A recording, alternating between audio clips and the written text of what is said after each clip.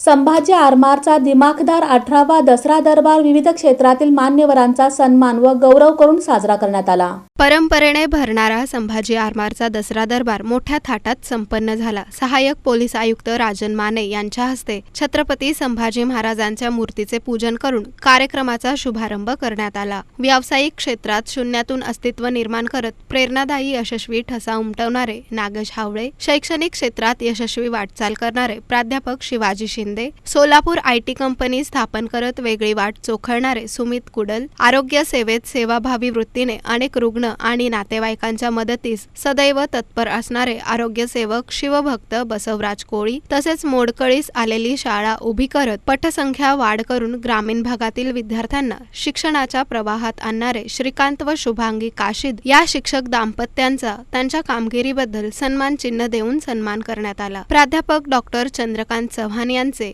गौरवशाली सोलापुरातील गौरवशाली व्यक्तिमत्वे या विषयावर व्याख्यान संपन्न झाले। त्यांच्या समोर एक विचारांचं लेणं आपण म्हणत होतो, ते विचारांचं लेणं देण्याचं काम हे मागील 18 वर्षे सातत्याने ते करत आहेत। 14 मे 2008ला ही संस्था संभाजी महाराजांच्या नावाने स्थापन झाली आणि जे ब्रीद तात्यांनी आपल्या मनोगतातून सांगितलं की मोडलेल्या माणसांचे दुःख अश्रू झेलताना, मोडलेल्या माणसांचे दुःख अश्रू झेलताना, त्या अनाथाच्या उशाला दीप लावू झोपताना, कोणतीना जात त्यांची कोणताना धर्म ज्यांना, दुःख भिजले दोन अश्रू माणसांचे माणसांना, दुःख भिजले दोन अश्रू माणसांचे माणसांना। इथे माणूस जोडण्याचा आणि माणसाच्यावर जो काही प्रसंग येईल त्या प्रसंगाला साथ देण्याचं काम संभाजी आरमार मोठ्या धीरानं आणि उदात्त हेतून करतायत, याचा एक विशेष आनंद आहे। आणि आपण करीत असलेल्या कार्याची कोणीतरी दखल घेत आहे,